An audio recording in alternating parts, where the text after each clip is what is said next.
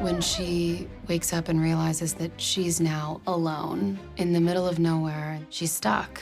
Before this moment, she's always been able to get on a train or figure out where to go to next. And knowing that Paul and Hillary have already frozen to death, she knows that that's maybe something that's coming for her very soon. I think her greatest threat this entire season, as Alexandra says, these acts of God are annoyingly effective, and that's where she finds herself. And I think she doesn't know what's gonna happen next for truly the first time because there's nothing she can do. This is your plan, Franz. What kind of God does that? Alex hears a train in the distance and knows that this is her last chance. She has to get their attention, and so she musters what little strength, adrenaline she has left in her, and she lights that car on fire. Bring up the fire. And she screams at the top of her lungs and hopes that somebody sees her. I think she knows in this moment she has to. Alex? She gets the attention of a one Spencer Dutton on that train. Sir? Spencer's on the train and sees her and registers, and he just takes off running. And we shot me running through probably 8 or 9, the same train cars, back and forth, back and forth, back and forth. And he jumps off the train and just hauls ass towards her. They built like a 100-yard snow hill, had the car there. It was pretty unreal. Spencer? Make it as hopeful as you possibly can. For sure. Spencer! That was a really beautiful, emotional day for all of us. I don't really think there was a dry eye in the room because we all wanted that reunion. Every member of the crew, every member of the cast, we were so excited. The final embrace, we had it on a crane, and you just see 2 ants just, and it's so powerful. Also, we'd been filming all season and going through a lot as characters and actors, and so to have the relief of that reunion was so special and so beautiful. I think that both Brandon and I felt relieved. We were like, okay, they're back together. You leapt from the train. I leapt from the train. Did you by chance ask the train to wait for us? No, it slipped my mind. I think we felt like we could breathe again because Spencer and Alex had found each other. And it felt really natural to just be back in that dynamic. I have a solution. I'm all ears. Big timber's 3 miles from here. I'm gonna carry you. Carry me. In that scene, Spencer picks me up, tells me I've put on a few pounds, and I smack him on the head, which was deserved. Does that look good? It looks fantastic. Oh, okay. It's your fault, you know. My fault. I suppose he'll be tall like you. To share that moment between the 2 characters, but also with Brandon, was very exciting because that's why she's here, and that's why she's been through everything she's been through. Ah. I know. That was an emotional day. Doesn't get any more emotionally charged, I don't think. Banner, when did you get home? I don't know. I was late.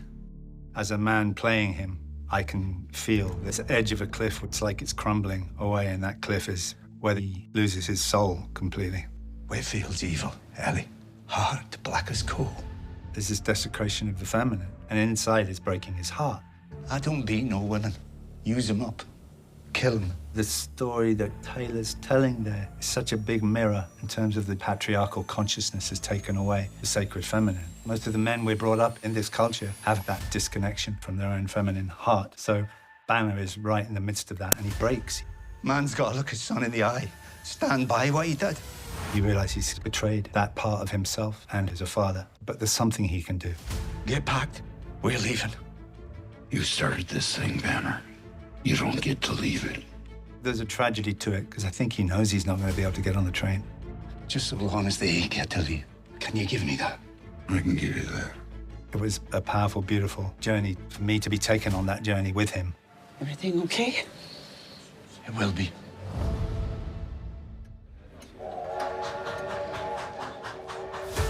The engine has just gone through that 3rd car in this truck. before this thing gets to you, but with the speed that it's running, everyone act like there's a big ass train going by.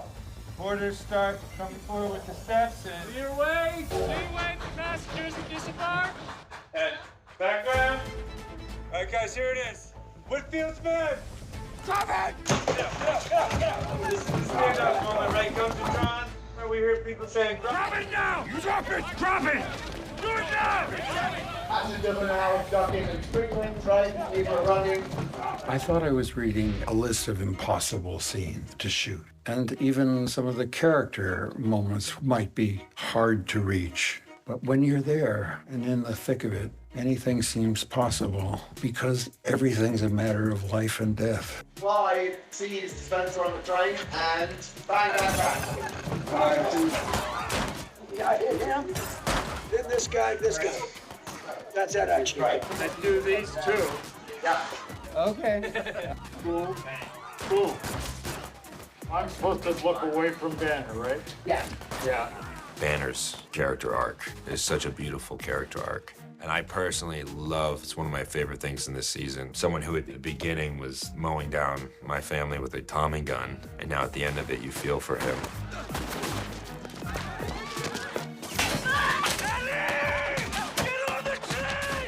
I love the way, without even knowing it, that Spencer gives her the hand up to the new life. And that was what was most important to him, so I think it's a beautiful... It's not that he got on the train with them. So Alec moves towards Jacob, firing as he does. McDowell turns, Alec puts one in his arm. Damn, you're taking a shot. Yeah, ball's a good one. McDowell goes down. Alec walks past every train, it's like to level at Jacob, so now you're just walking straight up. Jacob spins to him, and bang.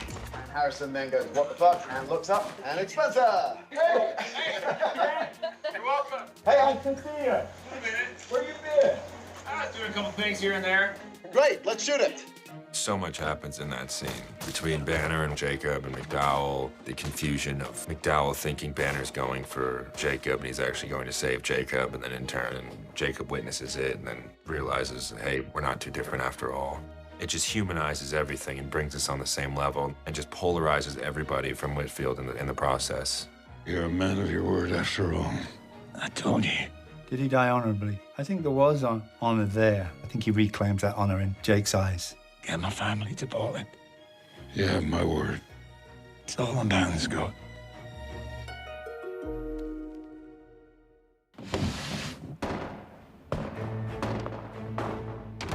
Tara and the family are taken by surprise. They're coming. Yes. Take that shotgun. Get in the conversation pit.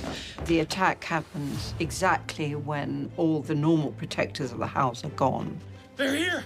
There's a whole lot of them. Hey, what do I do? You get up high, give us cover, and use Jacob's elk rifle. And it's left in the hands of this small handful of people, of which Kara is, at that time, the head of the family, if you like. And they're very, very unprotected.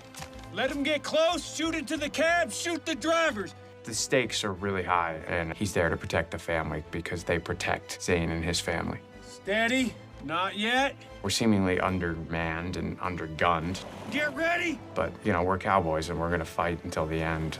kill them. It's everything for all of us. That's why we're here. I thought, how the fuck are we going to do that? I thought, what will take years to shoot that?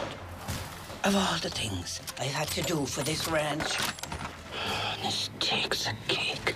I have to step up, and you get the full Kara. You do. It takes a bloody cake. I mean, this is what you wait for all season. It's like, when do we kill bad guys and get shot and all those things? See where they went? Just down the hill. They're not going anywhere till tonight. Jacob should be back by then with the sheriff and everybody else. We don't know what they ran into. Everybody got hot guns? Ready, and action! It's just so much more elaborate than I could have thought. I think this is a testament to how strong Elizabeth is. She's not gonna go hide in the basement and wait to die. If she's gonna go down, she's gonna go down fighting. I think it just shows how much love and loyalty she does have for the family, and that she does want to stick around. Just to see where Elizabeth began in season 1 and where she ends in season 2 is such a cool arc. Told you not to stay there. Pretty glad you did. There's so many fun moments in there for the audience and so many suspenseful moments. She's been hoping, It's Spencer. wanting him to come home for so long. Spencer's here. Finally, the moment comes. And of course, it comes at a very dramatic moment within the story.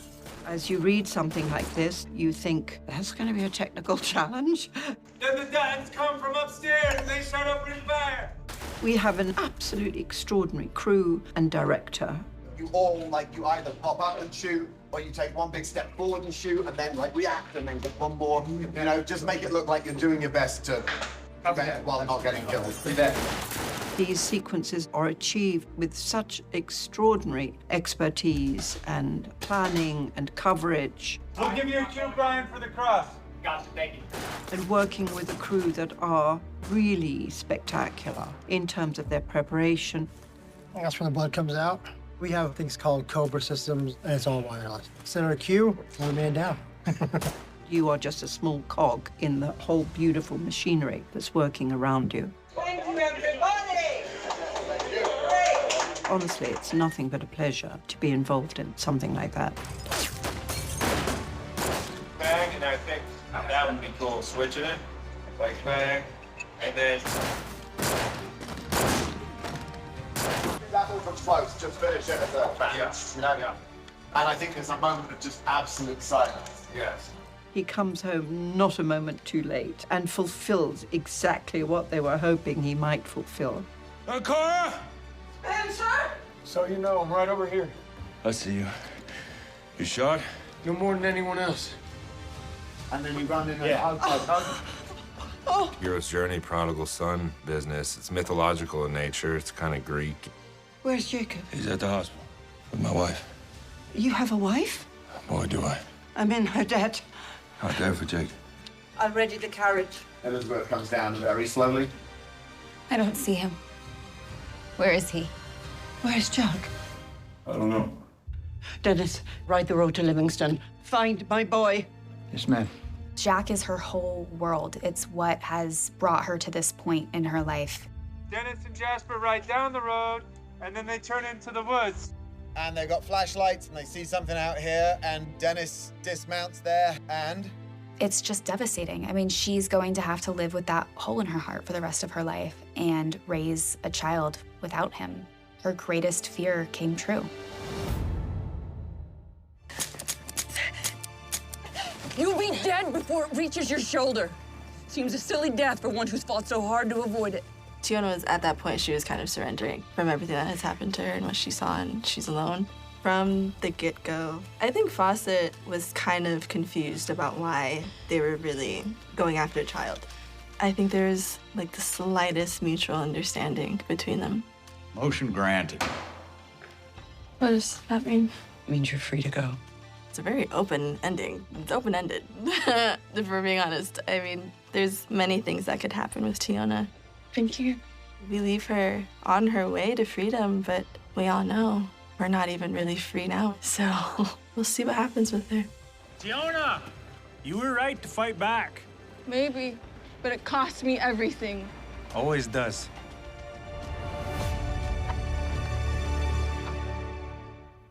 Bring him to me. Bring him to me. Miss, it's best not to become attached. Its lungs are not developed enough to survive the hour, much less... There's another extremely difficult but very, very beautiful scene with Alexander. Sippy, give me the... I need you prepped for surgery. Give her the goddamn baby. At this point, when Alex arrives in the hospital, she is in a state of necrosis, which is your cells and your skin tissue dying, and it's very advanced. She's given birth, and she wants to spend the rest of her life making sure that that baby stays alive, because it's very premature birth. Let's prep her for surgery. No. All that matters to her in that moment is that her baby's okay. She will die, and the baby will die. She said no. My first day on set with Harrison was so special. It was very emotional for the both of us. I'm going to name him John, after his brother. He'd like that, but he'd like a world you're still in more. It's a treasure for an actor to read this kind of stuff, because you know you won't have to act it. You'll just have to be there. You tell him why for me. You tell him yourself. That's the plan. At the end of it, they had called cut, we were done for the day, and he just, in a very fatherly way, held me in his arms, and we were both weeping, and we kept saying thank you to each other. I will be taking years to process that. It was so cool. This one? Somewhere.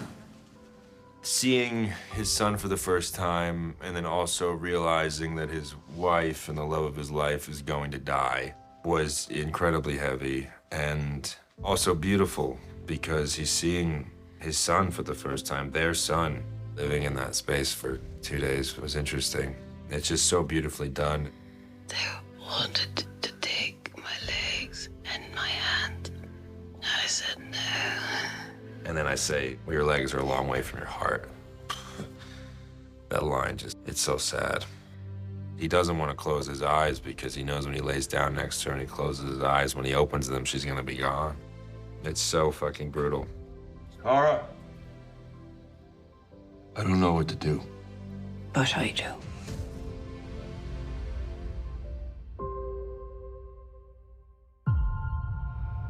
I know. Feels like you're quitting. But you're not, child. The reason for you being here is gone.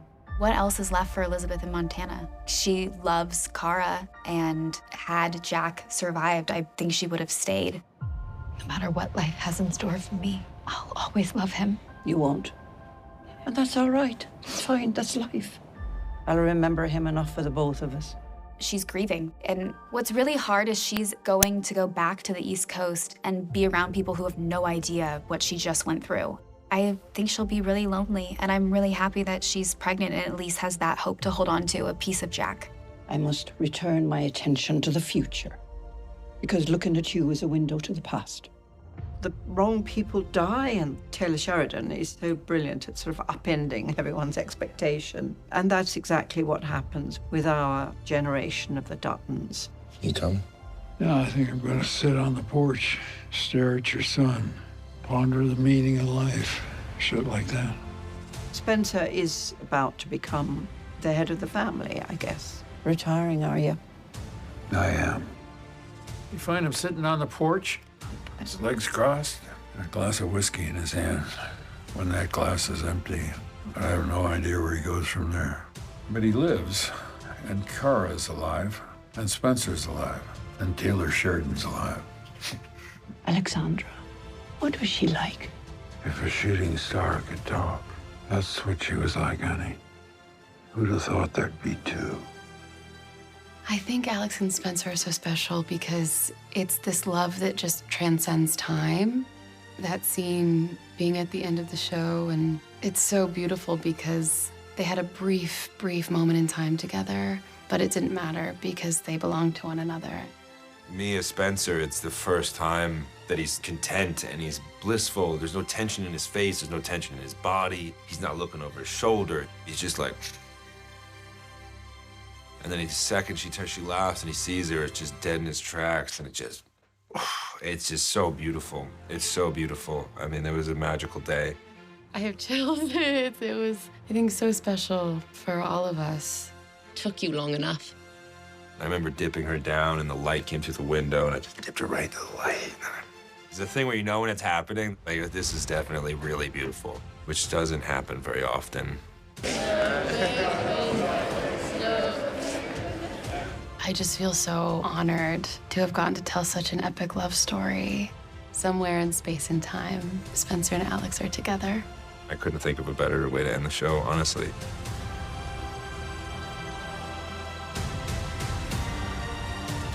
It's profoundly beautiful.